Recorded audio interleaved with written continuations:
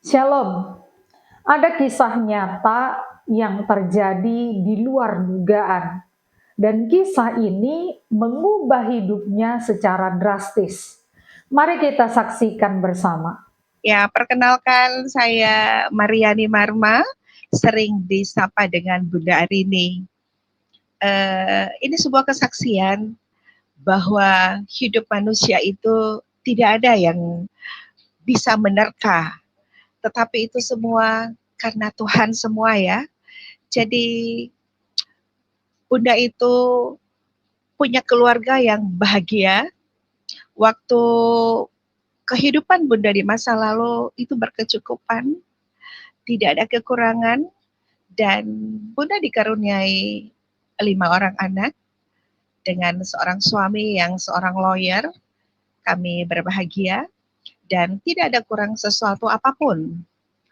Tetapi terjadi sesuatu ketika Bunda, ngomong Bunda aja ya, ketika Bunda divonis oleh seorang dokter bahwa Bunda memiliki sebuah benjolan di kepala, dan kata dokter mungkin hanya 3 bulan usia.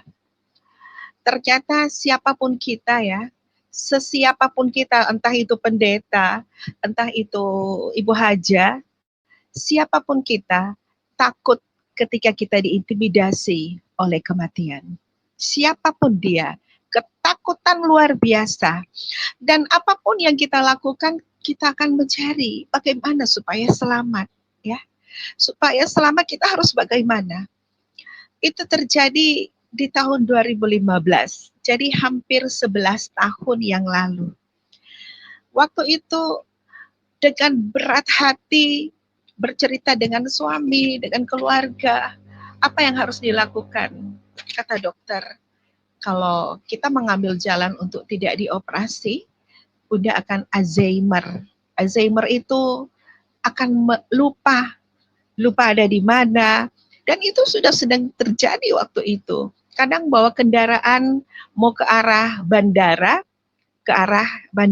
berlawanan, tiba-tiba sudah di arah lain, tetapi puji Tuhan selamat, nggak nabrak, jalan fokus, tapi tujuan tidak ada, kabur dan lupa. Juga bukan baru sekali, bukan misalnya Bunda jalan ke mall, ke pusat perbelanjaan atau ke tempat keramaian, lupa kendaraannya diparkir di mana, dan itu adalah efek dari penyakit itu.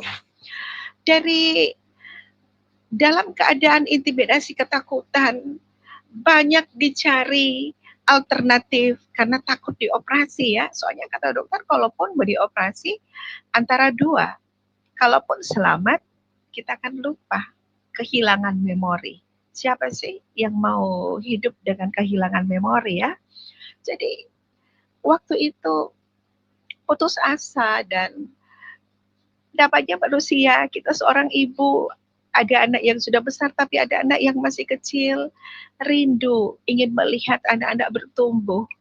Dan disitulah Bunda bertemu dengan seorang teman, seorang sahabat, sampai sekarang dia masih ada, namanya Helda. Dia tinggal di Matani. Kami berkenalan waktu itu lewat BlackBerry. Kami berkenalan, jadi sering komunikasi lewat BBM waktu itu. Dia sering ke arah Kawangkoan. Kami di Sulawesi Utara, Minahasa itu Kawangkoan. Di sana ada seorang bapak yang bisa pijat refleksi, cuma pijatnya di kaki. Mau penyakit apapun dia cuma pijatnya di kaki, ya. Jadi iseng-iseng ikutlah ke sana karena waktu itu Helda juga pernah kecelakaan dan ada pendarahan di kepala, tapi keluarga tidak mengizinkan untuk operasi otaknya karena dia masih gadis. Jadi dengan susah payah kami berusaha, sampailah kami ke Kawangkoan di sana. Rumah Helda tuh di Matani, dan ketika kami ke Kawangkoan sana, takut-takut juga sih bagaimana cara dia pengobatan. Ternyata bapak itu, Bapak Erik, namanya Om Erik biasa disapa, dia cuma pijat di bagian kaki pakai kayu, dia pijat kita nggak bilang, Bunda nggak bilang kalau kita sakit apa, tapi cuma dipijat terus dia senyum. Dia bilang, saya juga melayani Tuhan, tapi lewat cara memijat. Silakan berdoa sesuai keyakinan dan saya berdoa secara saya, kata Bapak itu. Ya, waktu itu Bunda masih seorang ibu hajah. Jadi kita berdoa dengan keyakinanku dan Bapak Erik itu berdoa dengan keyakinannya. Terus kata dia begini, Ibu tidak akan mati, tapi Ibu usahakan 4 kali seminggu ya datang. Wow, keren juga ya Bapak ini. Jadi dengan perasaan ada harapan, sedikit harapan. Jadi kami pulang, sudah dipijat di kaki, dan ketika sampai di rumah di Manado, Bunda bercerita dengan suami, dan atas izin suami, atas izin keluarga, Bunda diizinkan sering nginap di rumahnya Helda di Tomohon, karena mengingat 4 kali seminggu. Jadi diizinkanlah Bunda nginap di sana mulai dari Jumat, Sabtu, Minggu, pulang Senin. Jadi 4 hari ini nginap di Tomohon di rumahnya Helda. Jadi kami sore ke sana, urut di sana, pijat kaki di sana. Dalam perjalanan, kadang-kadang perjalanan ini Helda ini seorang perempuan Kristen, dia bukan karismatik, dia gemim, dia rajin sekali beribadah. Kalau contoh hari Minggu, Tomohon itu terkenal kota dingin, dan jam 4 pagi dia sudah mandi, katanya mau ke gereja subuh. Secara Bunda waktu itu seorang Muslim, wow, kirain cuma Muslim yang sholat subuh, ternyata Kristen juga ada gereja subuh ya. Jadi ketika dia gereja subuh, pulangnya hampir jam 6 pagi, sudah ada lagi ibadah di rumahnya. Entah ibadah apalah, seperti ibadah kayak kolom, atau ibadah-ibadah apalah seperti itu. Jadi dalam hati Bunda, aduh, kok baru pulang ibadah sudah ibadah lagi. Dan itu pertanyaan dari orang yang awam tentang Kristen. Nah, ketika Helda itu ke gereja, Bunda itu mengintip keadaan di luar lewat jendela. Wow, memanglah Tomohon itu dinamakan kota religi. Di sana orang berduyun-duyun ke gereja, anak-anak sering berpegang tangan, mama, papa berduyun-duyun dan ramai jalan itu. Kalau di kota Manado, jarang ya kita lihat itu karena orang-orang kalau ke gereja itu naik kendaraan. Untuk jalan kaki tuh nyaris kurang. Paling yang terlihat tuh di depan-depan gereja saja orang berkumpul ke gereja. Dan di kejadian itu berlaku beberapa bulan. Suatu saat ketika mau ke tempat Helda, waktu mau ke tempat Helda itu Bunda bawa kendaraan sendiri, dan waktu itu ada kaset mobil, waktu itu hanya masih piringan, tidak seperti sekarang ya, masih piringan CD. Waktu mau masuk CD, karena belokan, jadi CD-nya jatuh, otomatis radio yang terdengar.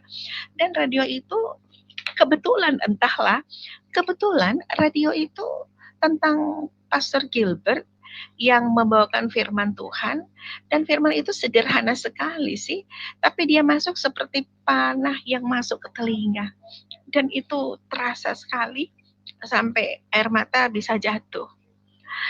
Entah kalau dibilang sekarang, kalau kita sudah mengerti ya, kita udah di zaman Tuhan lah ya kalau sekarang, tapi waktu itu kan Bunda belum tahu apa-apa, Bunda hanya pikir perjalanan saja. Dan firman yang dibacakan itu, mari engkau yang berbeban berat. Lewat kesaksian ini, Bunda mau sampaikan, siapapun kita, tidak ada orang yang tidak punya beban. Semuanya punya. Tapi bagaimana cara kita menghadapi beban itu? Dan setiap orang pasti diizinkan Tuhan untuk menjalani hidup yang penuh dengan pikulan beban berat. Sekalipun mungkin berbeda ya, mungkin berbeda cara kita, tetapi disitulah akan terlihat. Karena manusia itu dalam keadaan terhimpit baru kelihatan sarinya.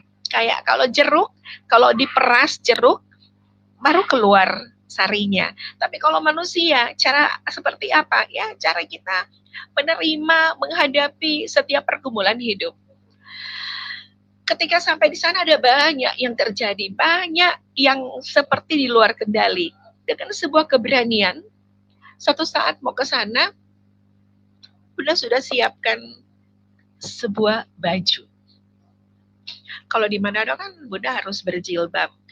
Ada kerinduan seperti pengen di pengen diakui lah, pengen sebuah pengakuan. Kalau bahasa sekarang, bahasa keren sekarang, pengen validasi lah ya. Kita pengen tahu ada apa sih di gereja, kenapa orang begitu antusias ke gereja, why gitu. Satu saat dengan sebuah keberanian, ketika Helda siap-siap mau ke gereja, Bunda juga siap-siap. Ketika tahu bahwa Bunda mau ikut dengan mereka, mereka ketakutan karena mereka tahu siapa Bunda. Terus Bunda bilang, gak apa-apa, sini kan Tomohon. Kalau di Manado ya nggak enak, di Tomohon kan nggak ada orang kenal kita. Kalau ini walaupun notabene Bunda adalah orang Tomohon, orang Kakaskasan. Mama Bunda orang Tomohon dengan marga Rindengan Liu, dan orang tua laki-laki papa saya dari Palu, Sulawesi Tengah. Ya, jadi papa saya dulu seorang tentara di Rindam di Kakaskasan situ, dan menikah dengan mama. Konon dulu cerita kalau ada orang dari tentara mau melamar orang awam, katanya nggak bisa nolak. Jadi menikahlah mereka. Jadi papa itu Islam, mama itu Kristen. Jadi katanya dulu mama dan papa menikah BS, ya. Kalau sekarang nggak bisa, harus seagama.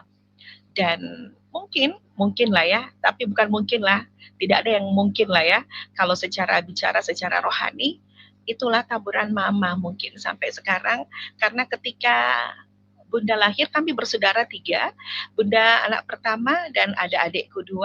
Waktu Bunda lahir sudah umur 3 tahun, jadi kami lahir diislamkan, sudah Islam, dan sudah lahir saya sudah umur 3 tahun, baru mama mengikuti agamanya papa secara rela gitu.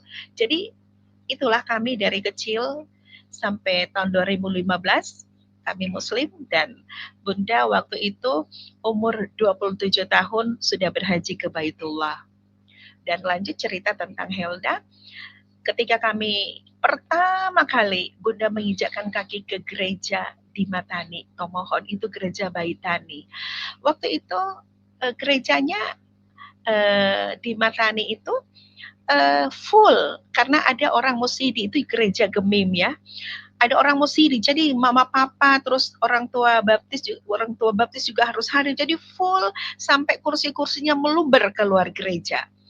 Bunda dengan perasaan percaya diri sekali berjalan tegap ke depan, dalam hati tidak mungkin saya orang pertama ke gereja dan tidak punya tempat. Pasti dong punya tempat, punya keyakinan ya.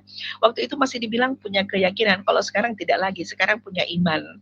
Jadi waktu itu ke sana, tiba-tiba ada seorang bapak, seorang pelsus menjemput, dan dia bilang, mari Bu, silakan lewat pintu samping. Dan dari pintu samping Bunda tengok ke belakang, Helda juga ikut dengan Bunda di belakang. Sampai di pintu samping masuk ke dalam, ternyata Bunda didudukkan di balkon bersama-sama dengan pelsus yang ada di gereja itu. Pertama Bunda masih santai, pikir oh mungkin orang yang pertama kali datang harus duduk dengan pelsus di depan di balkon. Kebetulan gereja itu ada balkon tempat pelsus-pelsusnya duduk. Nah, dengan rasa percaya diri, semua orang pada melihat, ada yang senyum, tapi Bunda santai aja. Serasa bangga ketika seorang hamba Tuhan, pendetanya selesai dari mimbar, dia turun, mimbarnya tinggi, dia turun langsung jabat tangan. Wow, dalam hati Bunda ya, aduh kita baru rasa simpati loh sama Tuhan Yesus, kita sudah merasa spesial banget. Baru simpati sudah spesial. Bagaimana ya kalau aku ikut? Seperti itu yang ada di gambaran pikiran, perasaan, dan sudah melambung. Sekejap lupa bahwa Bunda sakit, lupa Bunda punya segalanya, punya tujuan lain. Kalau Bunda ke situ bukan sekedar mampir di gereja, tapi pingin ikut mereka seperti apa di dalam. Belum langsung, oh aku mau beribadah. Tidak, belum seperti itu, jujur lah ya. Jadi pulangnya santai saja. Jadi ini kejadian demi kejadian bertambah ketika ada saudara Bunda yang anaknya mau menikah. dia bilang pinjam mobil. Jadi ku parkir mobilnya, ternyata mobilku jadi mobil pengantin. Jadi diantarlah anaknya yang mau menikah di Manado. Mereka tinggal di Tomohon dan mau menikah di Manado. Dan gerejanya ada di Tikala. Gereja Gemim Baitani juga dekat pom bensin yang ada di Tikala situ. Otomatis kan mobil pengantin harus di depan gereja ya. Jadi masuklah pengantin itu, namanya gereja besar, dan orang mau menikah itu kalau tidak salah tuh jam-jam 3 sore, hanya seperti sedikit orang itu mereka masuk. Jadi Bunda terakhir masuk di dalam gereja sambil nunduk, perasaan sedang berjalan di atas red carpet, terus ada beribuan mata memandang. Tapi iseng-iseng Bunda mengintip, malu. Ternyata tidak ada satupun yang melihat, nggak ada orangnya cuma sedikit di depan. Dan Bunda terkesima, takjub dengan keadaan gerejanya. Cantik sekali keadaan situasi. Catnya cantik, setiap tiang-tiangnya tuh ada gambar. Pokoknya jatuh cinta dengan keadaan seperti itu, jatuh cinta dengan keadaan situ. Tiba-tiba terdengar suara indah dari pendeta itu. Pas Bunda tengok, wow, pendeta itu gantengnya minta ampun. Bunda udah nonton film India, film Barat, semua ganteng-ganteng. Tapi yang Bunda lihat saat itu, pendeta itu gantengnya, terus giginya putih. Dia jarak sekitar 5 meter, 6 meter lah ya di depan. Tapi perasaan dia seakan-akan cuma untuk Bunda saja. Dia sambil senyum-senyum. Bagaimana keadaan kita kalau misalnya dilihat oleh seorang ganteng terus sambil senyum-senyum begini. Aduh, jantung berdegup seperti mau lepas. Keringat dingin sampai seperti nggak bisa bernapas. Kulihat bajuku udah lengket dengan keringat. Tiba-tiba nggak bisa bernapas. Tetapi berjuang harus berdiri, pengen cari napas. Waktu berdiri, mau tarik napas di luar, dalam hati kecil gini, ini kan rumah Tuhan, kenapa harus takut? Sudah mulai timbul rasa keberanian, bahwa ini rumah Tuhan, kenapa kau harus takut? Pas tengok lagi ke depan, kulihat ada kayak silau, sudah seperti tidak bisa melihat pendeta itu, tapi aku tahu sosok pendeta itu ada di situ. Terus di belakang pendeta itu ada seperti neon box sebesar, tapi silau. Cuman karena aku agak menunduk sedikit, walaupun menunduk kan kelihatan yang di atas itu, terlihat seperti ada kain putih, bisa dibilang putih, bisa dibilang kuning, tapi itu kayak menjuntai, tidak jatuh di lantai, kayak tergantung seperti itu. Dalam keadaan seperti serba salah, maju kena, mundur kena, nggak bisa bernapas, kayak tercekik, terus keringat dingin. Pas kita tarik napas, kita lihat begini, oh my God, mana pendeta tadi? Pendeta tadi sudah berubah, pendeta sudah jadi pendeta gemuk, ada brewoknya. Maaf ya, tidak seganteng pendeta yang kulihat tadi. Jadi mataku nanar melihat, aku cari-cari mana pendeta yang tadi, tapi nggak terlihat lagi. Nah di situ awal air mataku deras, nggak bisa berhenti. Bayangkan Bunda istilah pingin difoto, gila foto-foto, tapi waktu dipanggil foto Bunda nggak mau lagi. Kebetulan kita pakai kacamata hitam, tapi malu kan di dalam gereja pakai kacamata ini, air mata deras keluar. Dengan cara bagaimana mau ku bilang alasan, tiba-tiba handphoneku bunyi. Langsung ku angkat. Putriku bilang, Ma, anjing kecil mama hilang. Jadi ada alasan untuk nangis waktu itu. Nangis sejadi-jadinya. Jadi yang saudaraku, yang tuan pestanya bilang, kenapa nangis? Jadi aku berbisik sedikit, anjingku hilang. Aku bilang anjing kecilku hilang. Seperti itu. Nanti di rumah diganti. Jadi ku antar lagi mereka. Ke Tomon. Air mata nggak pernah berhenti. Pendek cerita, akhirnya selesai, kita pulang Manado. Kita mau sholat. Sudah berwudu, tapi mau sholat itu seperti nggak bisa lagi. Akhirnya aku berlutut dan bilang, Tuhan, aku percaya Engkau, tapi bukan begini caraku untuk memujimu. Seperti itu. Dan satu saat aku jatuh sakit. Masuk rumah sakit, nggak bisa makan, dan berat badanku amblas, nggak bisa makan, mau minum merasa pahit, mau makan rasa pasir. Tapi yang terjadi, kata dokter, ibu tidak sakit. Apa sih yang terjadi? Kalau ku ceritakan apa yang terjadi, takutnya dikirim ke rumah sakit jiwa. Atau kalau mau kuceritakan, akhirnya ku berusaha untuk bisa makan supaya kuat dan pulang dari rumah sakit. Nah, ketika pulang dari rumah sakit, cerita, ku buka Facebook lewat laptop. Aku ingat di sana ada teman seorang pendeta. Aku tidak tahu dia pendeta mana, yang pasti dia seorang pendeta. Dan ketika aku telepon dia, dia respon dan kami buat janji untuk bertemu. Dan di sanalah kami berjumpa, namanya Ibu Pendeta Lady Loing, dan dialah yang membaptisku waktu itu. Jadi ceritanya sebelum sebelum kebaptis ya, banyak kejadian demi kejadian. Dan waktu itu Bunda memberanikan diri untuk dibaptis. Apapun yang terjadi dalam hidup seseorang, terkadang ada hal-hal yang tidak bisa kita pahami sepenuhnya. Seperti firman Tuhan berkata, "Bukan kamu yang memilih aku, tetapi akulah yang memilih kamu." Kiranya kita semua dimampukan untuk peka dan merespon setiap panggilan Tuhan dengan hati yang terbuka. Tuhan memberkati.